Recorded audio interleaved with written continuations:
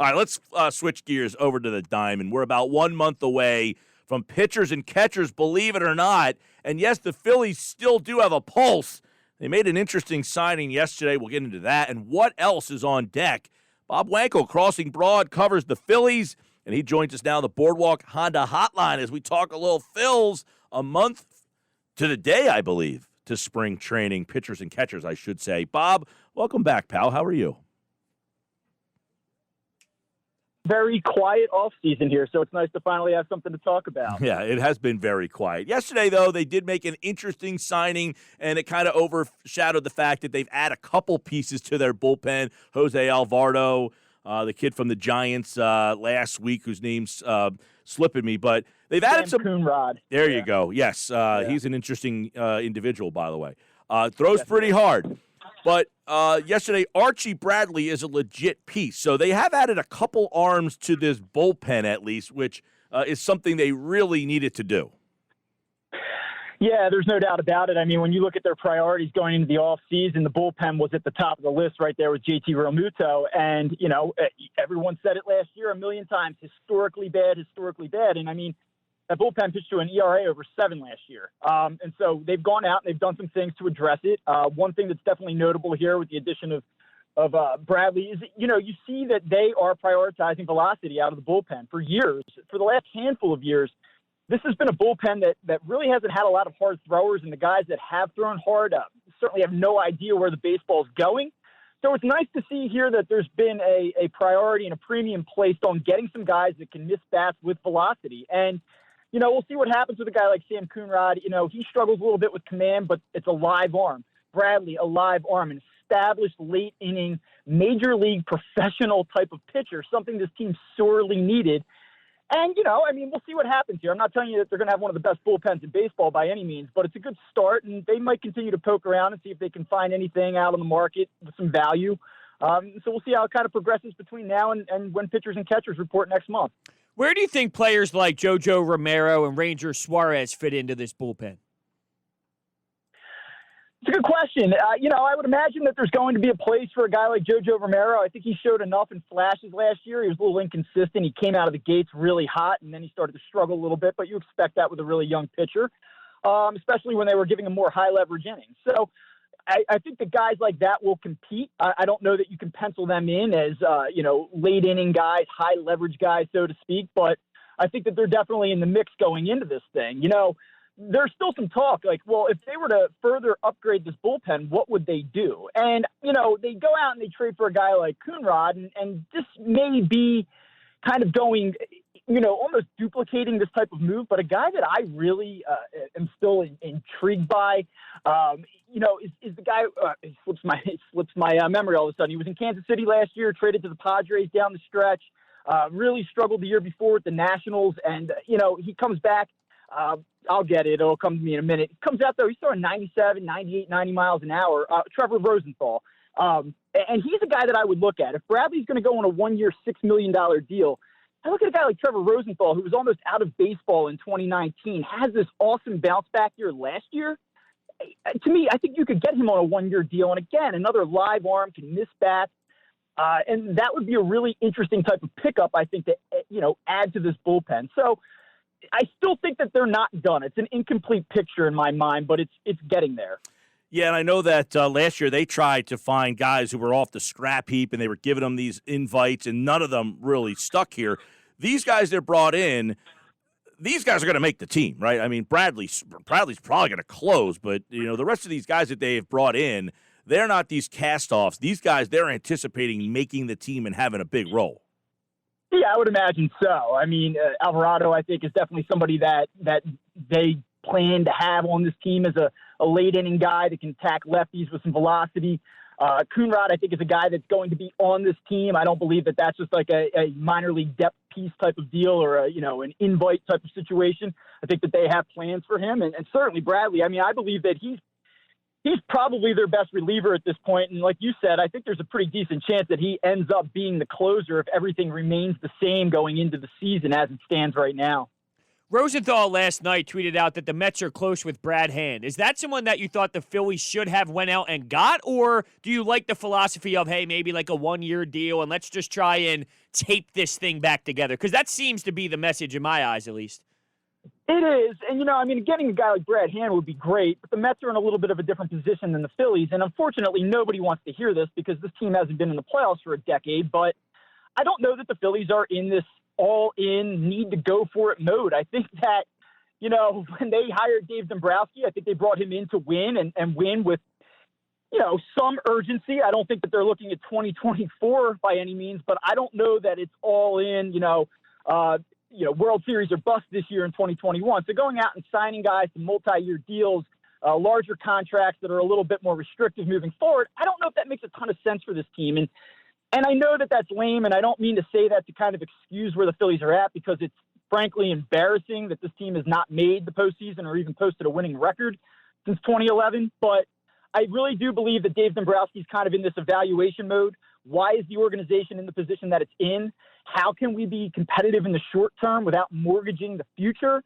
And I do think that there are some financial considerations that are in mind here with the uncertainty about COVID-19 and what the economics of baseball are going to look like this season and really beyond the new CBA. So I think that there's like this, let's do what we can to be functionally competitive versus let's not completely restrict ourselves moving forward. And that's very lame to say for a major market team, but I do believe that's sort of the thinking. Bob Wankel, Crossing Broad, covers the Phillies here on the Boardwalk Honda Hotline about a month before pitchers and catchers. So we look at the bullpen. Dombrowski's made a couple bullpen moves. Who will be playing shortstop for this team? Well, right now it would be Gene Segura, and that's scary because as much as I like Alec Boehm's bat, if you have Alec Boehm and Gene Segura on the left side of your infield, that's scary, especially for a guy like Zach Eflin that's going to pitch and, to contact a lot of times, generate some ground outs and things like that. I just don't believe that that's a really good mix for a guy like Zach Eflin, to be honest with you. But, to answer your question, I think that it's becoming increasingly possible that Dedegregorius could be back here. I think at the start of the offseason, that didn't seem very likely, but as things have played out, you saw the Yankees today did a deal with DJ LeMahieu, and there was some thought that maybe Gregorius would be back with the Yankees. So that's one less suitor for him. So I think that that's a fluid situation. If the number comes down and they can kind of make it work on a 1 to 2 year deal, that might make some sense. But again, you don't want to go multiple years with certain free agents, especially guys that are in their 30s, because you have someone that you think probably will be your shortstop of the future in Bryson Stott next year, and Bryson Stott is 23 years old. He's not 18, 19 years old. He should be up here by 2022 if he's as good as what the Phillies think he is. And so it's really walking that balance again about not restricting yourself in the future, but also making yourself as competitive as you can be in the short term. I know that Marcus Semien has been a name that's been thrown out there a little bit lately. Really, I got to say, he was great in 2019. He really improved his defense, finished third in the AL MVP voting with the Athletics, had an 892 OPS. But last year he was bad. He had a nice little postseason run, but he really struggled in the regular season. And frankly, he's never eclipsed the 735 OPS in any other year of his professional career. So when I look at a guy like Marcus Semien, if he's going to command multiple years, I'm out on that. And I would much rather have Dedegregorius. But again, we'll see what happens. The Phillies are definitely a position player short, and that doesn't even take into consideration JT Realmuto. Today, Rhys Hoskins avoided arbitration at $4.8 million. What do you think of that? And what is a fair expectation after the surgery during the offseason? Yeah, I think he signed for a little bit under $5 million. It's 4.6, I believe it was. What do I think about it? I think that Rhys Hoskins went through a hellish year-long stretch. It looked like he was finally coming out of it. Really felt good for him. He has talent, has a feel for the strike zone. His on-base skills are still tremendous, even as he was going through his slump. So he's a valuable hitter, a valuable piece of your lineup. We'll see what happens this year. I felt good about the direction that Rhys Hoskins was headed in, but again, he seems to be a momentum guy. When he first came up, he had everything working for him, and it seemed like he just was able to feed off of that and continue the momentum. But then he really struggled, and it was just like he was unable, whether it was mentally or physically or pitchers finding him out, it's just like things snowballed on him to the point where he couldn't get out of it. And he finally did, but it did take him a calendar year and several tweaks to his hitting mechanics.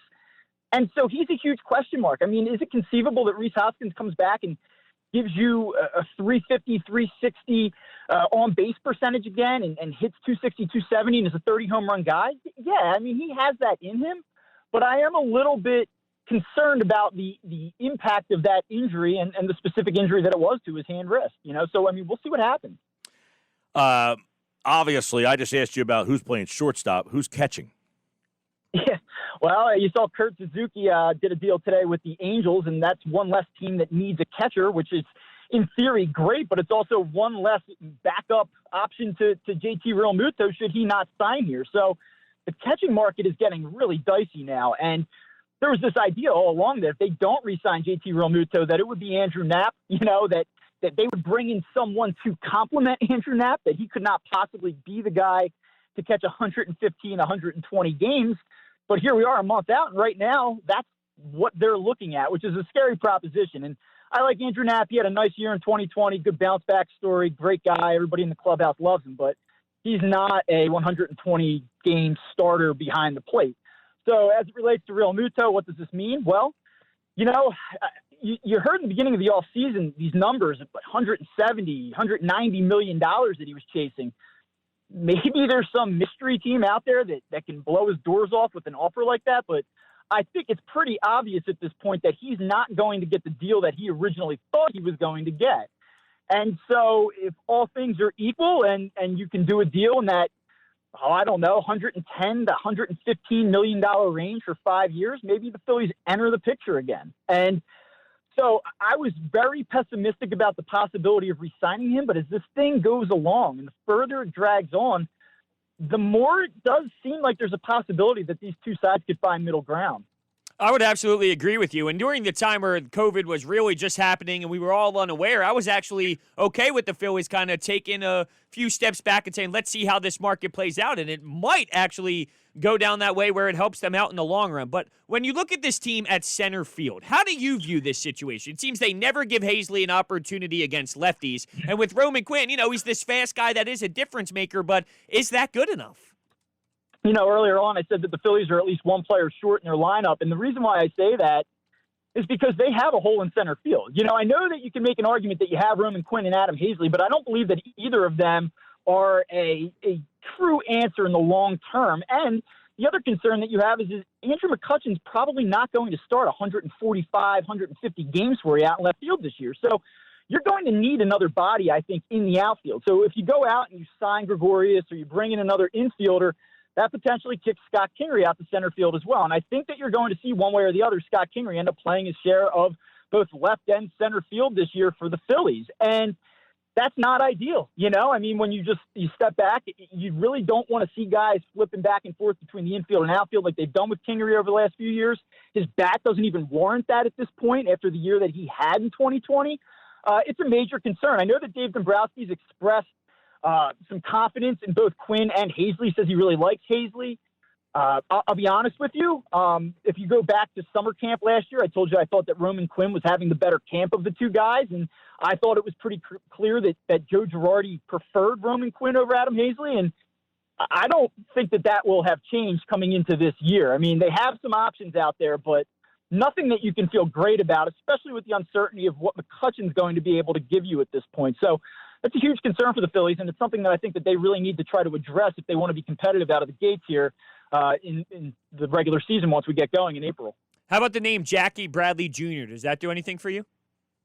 A little bit. I mean, he's a good defender. Offensively, a little bit inconsistent. He's a guy I know that Andrew Benintendi's name has been thrown out there a little bit, linked to the Phillies as well. Dave Dombrowski had a connection with him in Boston. Probably an upgrade, though, to answer your question. Certainly an upgrade and a little bit more of a sure thing than what the Phillies have going into the season right now. Bob Wankel, Crossing Broad, covers the Phillies. And let me ask you this. How this DH or no DH, they still don't know that yet. Does that affect anything, how the Phillies are looking at things moving forward? I mean, because Rhys Hoskins, Bohm, Segura, bringing another shortstop in here. I mean, is that something that changes the Phillies' mindset at all? Yeah, absolutely. I mean, the Phillies have multiple guys that can kind of slip into that DH role that are decent bats and not terrific defenders where you feel like you're not really losing anything by taking them off the field. It's amazing, right, that we're sitting here and And maybe executives across the league have a better indication of what exactly is going to play out. But it's almost like in the NFL being in the middle of August and saying, hey, listen, guys, we don't know if we're going to go into this season with a punter and a kicker on each roster or if we're just going to have a kicker that does both. Like it's sort of just insane that we're still at this point. And again, that's a players association owner debate. There's a lot of things to iron out there, and that's why there's no resolution to it yet. But yeah, I mean, I think that creates a little bit of I think that kind of gives the Phillies a little bit of pause. I mean, Alec Boehm, Rhys Hoskins, Realmuto, if they do re-sign him, they want to get his in the lineup as much as they can. Bryce Harper, getting him off his feet occasionally.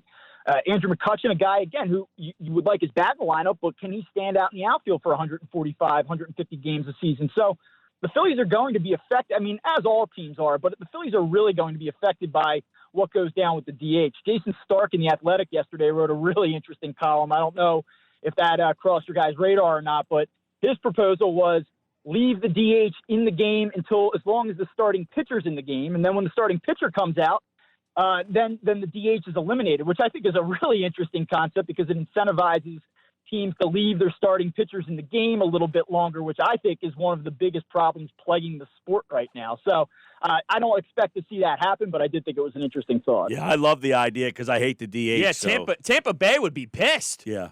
I love it. He's Bob Wankel from Crossing Broad. The Phillies about a month away from pitchers and catchers. They added Archie Bradley yesterday, and it gives you a little probably a closer in your bullpen. That's not saying much, but that's how bad this bullpen was. But we'll talk to Bob a little bit later on as this team continues to build with Dave Dombrowski. Bob, enjoy the weekend, man. Thanks, guys. We'll talk to you soon. Yeah, and he, like all guests, appeared via the Boardwalk Honda hotline.